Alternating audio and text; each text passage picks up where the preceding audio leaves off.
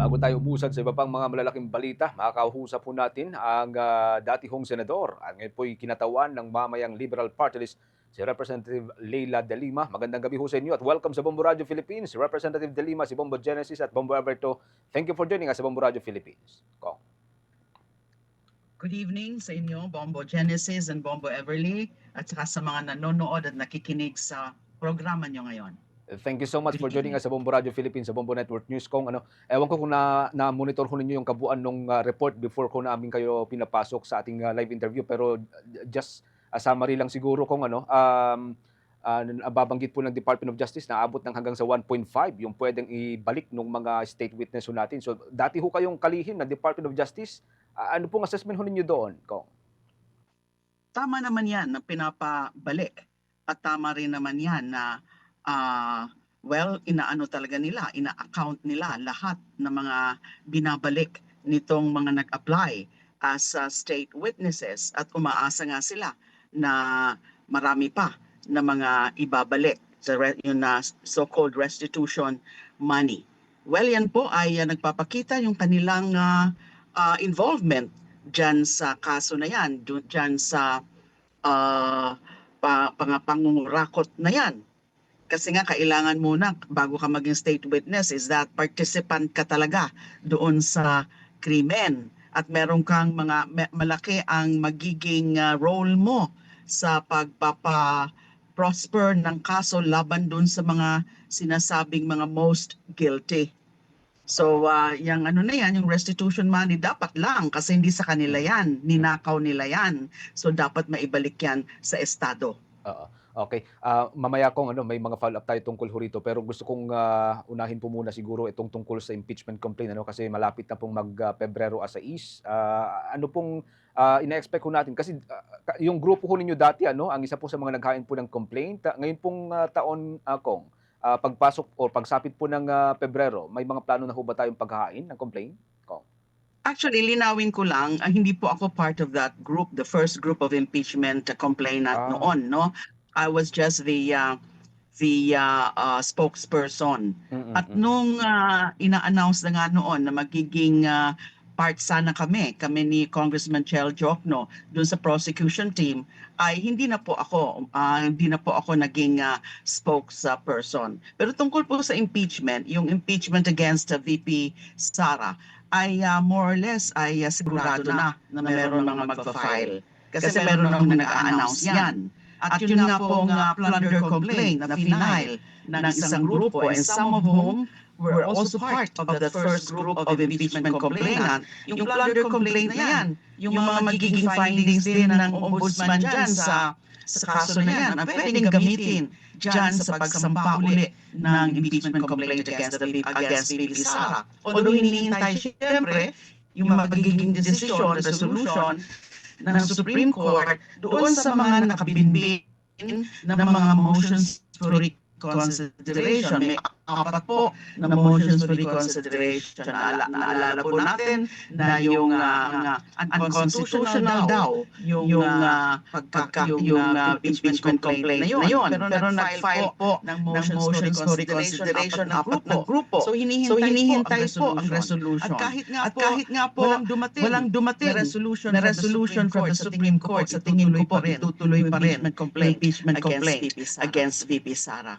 Oo. Pero as of now, kung may mga nababalitaan ho ba kayo na posibleng pagmi-meeting ng iba't ibang mga grupo para pag-isahin na lamang sana yung complaint? Kong. Well, naririnig ko lang po na may plano, pero as to exactly kung ano yung mga preparations, hindi ko po alam. Hindi po ako kasama doon, pero alam ko na meron mga naghahanda na for that.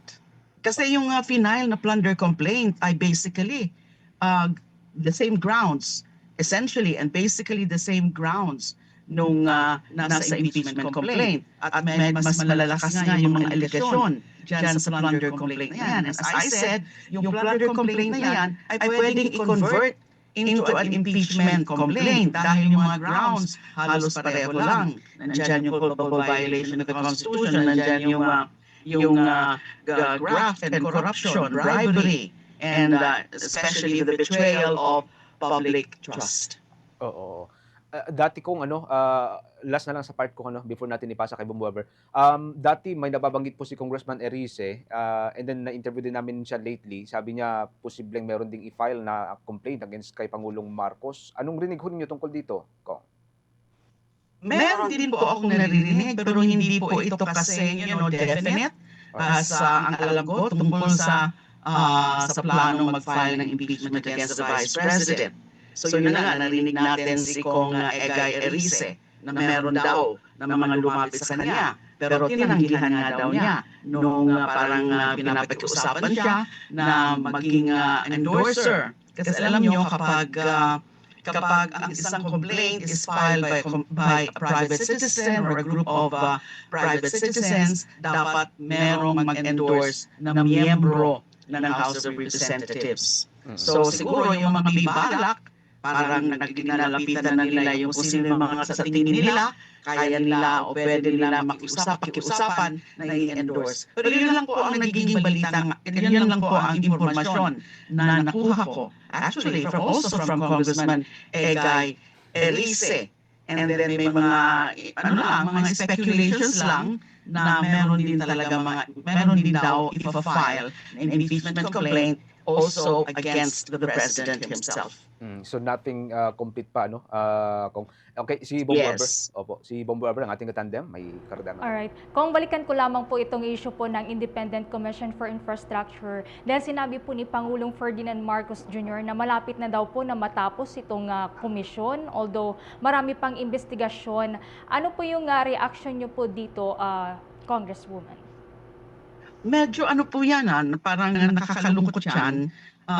Parang hindi ka tanggap-tanggap yan. Dahil nga po, paano sasabihin na malapit na magtapos o matapos yung misyon ng ICI na hindi ba ang kanyang mandato under Executive Order number 94 na galing mismo sa Pangulo, ang mandato ay para imbestigahan either motu proprio or upon complaint, lahat ng mga kaso ng mga corruption involving flood control projects and other infrastructure projects. Hindi pwedeng sa ilang buwan lang ay tapos na. At nakikita nga natin na so far, ang nai-refer naakyat na sa ombudsman ay 6 o 7 pa lang na sets of cases. Napakarami pa yan.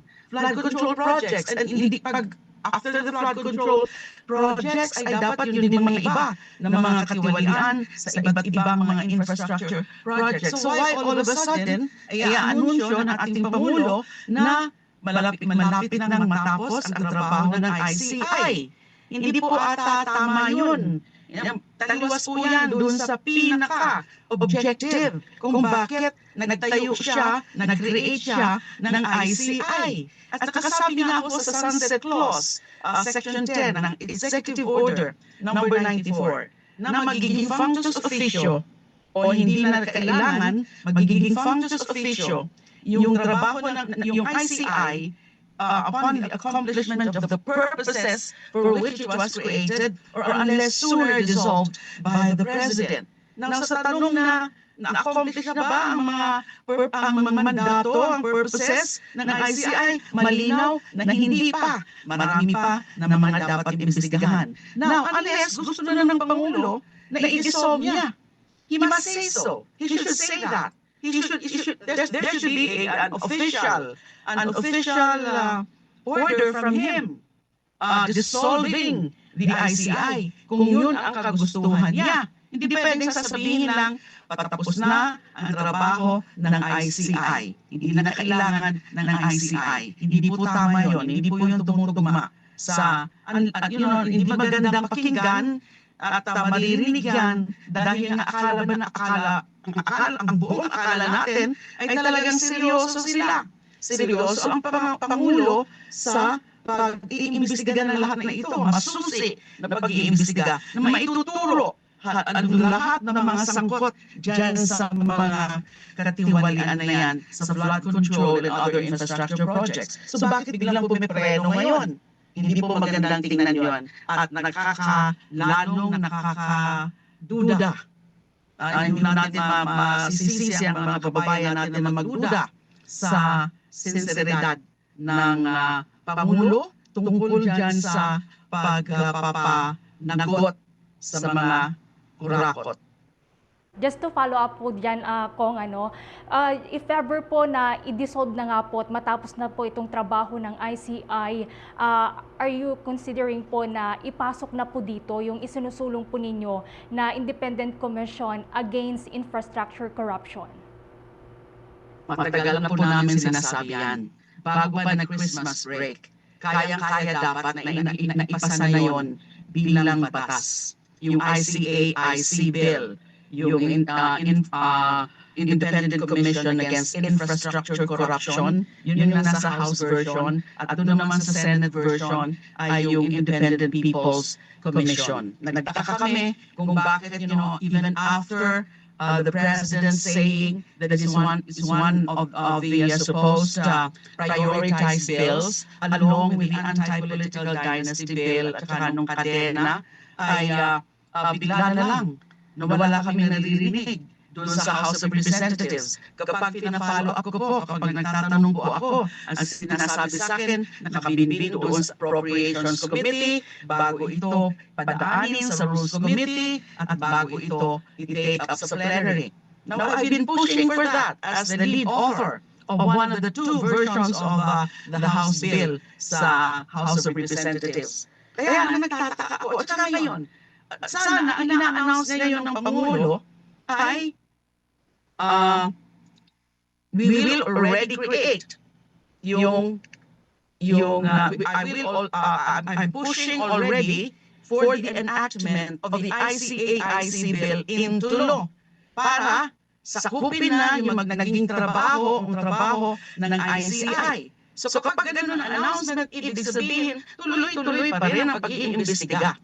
So hindi po talaga talaga yun, nakakadismaya na sasabihin na napatapos na yung ICI without announcing or again reiterating man lang sana yung dati niyang sinabi na i-prioritize na ninyo Kongreso yung pagpasa ng ICA-IC bill. Pero wala siyang sinabi. Kasi dapat talaga noon tinasabi na po namin yan na hindi kakayanin ng ICI. Dahil ang kanyang kapangyarihan hindi ganon kalawak. At saka masasabi rin natin na ang ICI being a presidential creation is not that independent. Hindi siya masyadong independent. Questionable ang pagiging independent niya. At saka yung transparency. Iyan po lahat ay ina-assure yan doon sa panukalang batas namin sa ICA-IC bill na magkakaroon ng ipin, mas merong ipin yung ICA-IC kaysa dyan sa ICI. Kaya natatandaan nyo, that's part of the reason kung bakit one of the members of the ICI, regular member, si former Secretary Babe Singson, and even yung third member, si Ms. Fajardo, ay that's part of the reason siguro. I mean, kay Congress, kay Babe Singson ay malinaw na isa yan talaga sa mga rason na parang dismayado siya, na limitado yung kanilang kapangyarihan. So yun dapat ang naging announcement ng Pangulo na pwede nang tapusin o matapos ang trabaho ng ICI dahil nga kailangan na nitong batas na ito na mag-recreate ng mas makapangyarihan, mas independent, mas transparent na ICA-IC. As of now, Kong, doon po sa number of referrals ng ICI, meron na pong 4. At sa mga nakasali sa listahan ay nandyan po si dating Senator Ramon Revilla. Kaugnay po nito, kontento po ba kayo sa naging referral ng ICI o hindi pa? Kasi parang meron pang mga big fish na hindi po naisasama dito. Okay, to be fair, I wish to say na, well, since limitado naman yung powers and even the resources and the manpower of the ICI, maganda naman yung pinakita na meron na sila ng mga ilan-ilan na nai-refer. So kahit papano na i-refer na nila yung ilan-ilan na mga sets of cases at meron ng dalawa ng grupo or dalawang sets of cases na naisampa na sa Sandigan Bayan.